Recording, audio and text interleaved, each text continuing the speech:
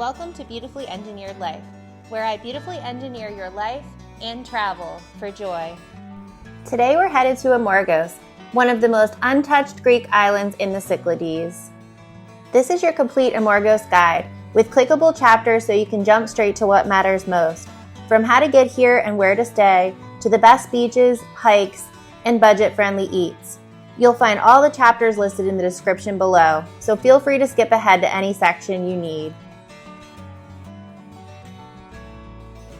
So I did a lot of searching to get you to this recommendation, and a mermaid likes to travel and minimize their boat time and maximize their water time. So with that, I recommend the high-speed ferry.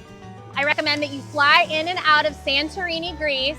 Santorini is very beautiful, but very crowded. So just fly in and out of there as your hub. There's one high-speed ferry a day that comes from Santorini here. It's your shortest ferry route, and it's an hour and 15 minutes. You've got to watch though, because if it's windy, the ferry won't operate. So check the weather. Typically the winds die down in the September timeframe, and that's when I would recommend that you go. There's also not a lot of crowds, even though it's not a touristy island to begin with, and kids are back in school. The ferry costs 75 euros per person, and honestly it says one checked bag, but you can bring a couple bags. They put your bags on, you get in your seat, and it's a super quick process. And it takes you right to the port in Amorgos. There's other options to get here as well. You can fly into Athens, but Athens here takes 6 to 8 hours by ferry, sometimes even more. So I highly recommend that you get yourself to Santorini and take the high-speed ferry. Now, if the high-speed ferry does not go due to winds, you can take 2 ferries here, and they're bigger ferries. The bigger ferries are usually your Blue Star ferries. You can take 2 ferries to get here, one that goes to Naxos, and then one from Naxos to here. There are other options, but my top recommendation is to catch the high-speed ferry.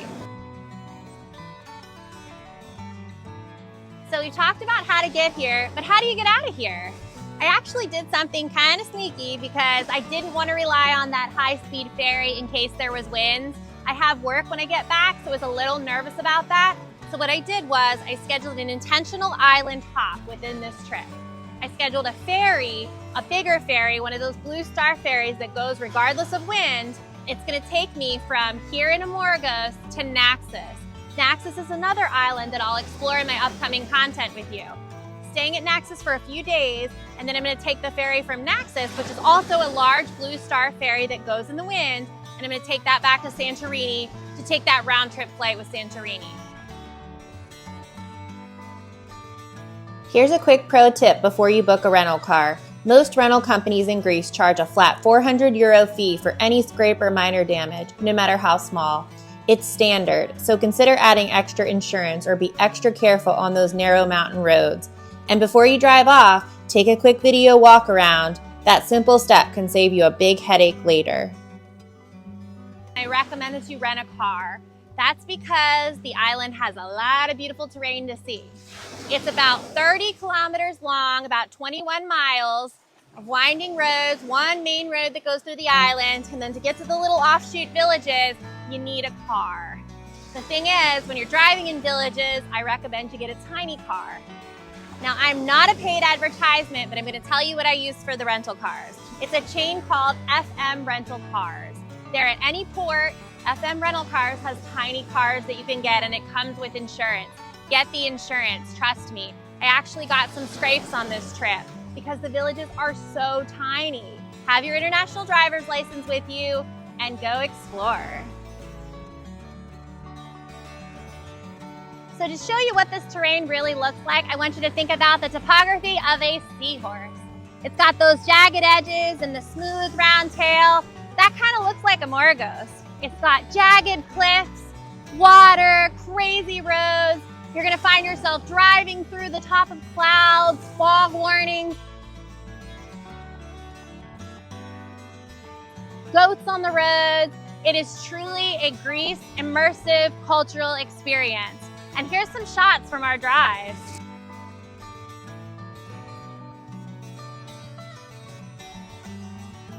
Now you're gonna see in the details down here the village that I stayed in. It's called Tholaria. I highly recommend it. I come to you in the middle of Tholaria, Amorgos, a beautiful village with whitewashed streets like this. There's locals, they only speak Greek, but Google Translate works, and you're not gonna feel like a tourist, you're gonna feel like a local. One of the unique things about Tholaria, Amorgos is it's perched on a cliff, and behind it are these mountains where you can literally trail run 5 minutes out your door or snorkel 5 minutes out the other side. And there's whitewashed villages with paintings everywhere.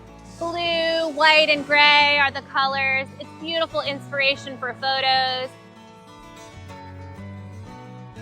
And according to the 2021 census, there's only 154 actual residents.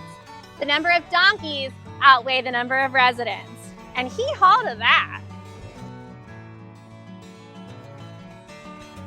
So when I take off my tail and put on my sea legs, I like to hike.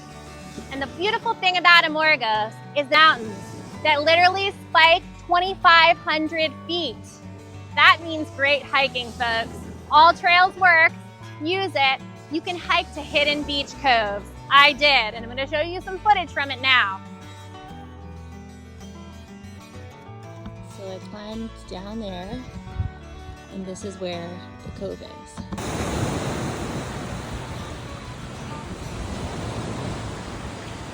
But I will caution you to don't go off trail because you may find yourself in a sticky, rocky situation.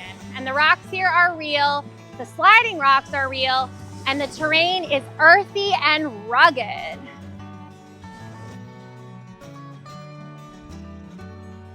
Now for the females looking for good photo shoots, I'm going to talk about ensembles. I recommend white and blue, grays, neutral tones. It really looks good against the whitewashed buildings. That royal blue pops in pictures. And here's a few I got in Tholaria. You're gonna see a lot of blue, white, and gray in these little villages. They're beautiful backdrops for photos. You could not ask for a better scenery for some of the most beautiful Greek photos that you're ever going to get.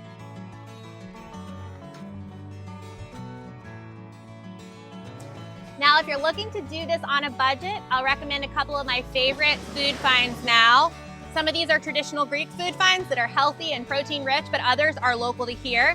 So I'll start with the local ones. Due to the topography of Amorgos, there's really good mineral-rich soil.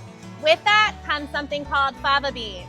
It's almost like a yellow pea that they mush up and they put olive oil in and some onions and they warm it up. Sometimes they eat it cold. Very protein, mineral rich, and delicious. Another favorite that you'll find in Greece everywhere is tzatziki, and that's your Greek yogurt, your cucumbers, sometimes dill and olive oil. Very amazing here. And then another fun find I found is called moussaka. It's literally hamburger meat layered with eggplant, some egg, and cheese. Absolutely delightful, not expensive either, and a good way to get your protein. There's plenty of options. The supermarket chains here are okay. I will say they're a little pricey, but produce is pretty cheap. Bring your own coffee grounds because coffee is a little expensive if you're a coffee drinker like me. And I'd be doing you a disservice if I didn't talk about the baklava. Oh my gosh, you gotta go to the bakeries here. Tholaria, just down the beach here, has amazing baklava. Honey rich, flaky dough, it is worth the cheat. There's about 25 hidden coves all around Amorgos, and 8 to 10 of those are actually legit beaches with proper sand. Some of them are pebbles, but each one has its own beauty. I have in the bottom here in the comments all of the beaches that I recommend that you see with each one of the attributes that make it unique. You see this ship back here? It once sailed with purpose, and now it's wrecked, but it's a thing of beauty. One of the best things about this little island is you're not going to hear airplanes flying by. There is no airport. The only way to get here is by ferry. You don't have the noise of airplanes and you can truly hear the sound of silence. But that means there's no airport to get here. In the mornings, you're going to wake up to sounds like donkeys, goats, and scurrying lizards. I'm not kidding you, folks. It is so quiet that you could hear a pin drop. In the villages, typically cars don't run a lot, so you don't hear car traffic either. No cars, no planes, just animals. You may get a rooster or two, and you're gonna find new pastimes that you never thought possible. One of my favorites is getting up in the morning and seeing this guy. And one of my other favorites is seeing these goats. And if you're looking for a place where the number of donkeys outweigh the number of tourists, you gotta come to Amorgos. It's one of the most untouched islands in Greece. You've got crystal clear water, you got snorkeling. If you're a mermaid, you're free to be you and swim the seas without a bunch of other mermaids. And you got cliffs, so if you're a health freak, you can travel up the mountains and down the mountains and into the sea all in one day. So I want to get to the bottom line here about why Amorgos. Yes, it's very hard to get to, but I'm going to give you a very important tip. The harder it is to get to an island, the less people are going to be there. I've been to a lot of Greek islands, and this one ranks #1 for me because there's not as many people. It literally feels like time has stopped in the little villages of Amorgos. An example, you're gonna see a lot of whitewashed, paved areas, and you're gonna see little footprints of goats and cats that have gone through the concrete when it was curing. It's like time has been preserved. It truly bends time when you come to this place. It's magical. This isn't the Greece of Instagram, this is Greece untouched. So come explore it with me. And if you found this content useful, please subscribe as I take you on mermaid tales through the deep blue sea in all the places you want to be. Thank you.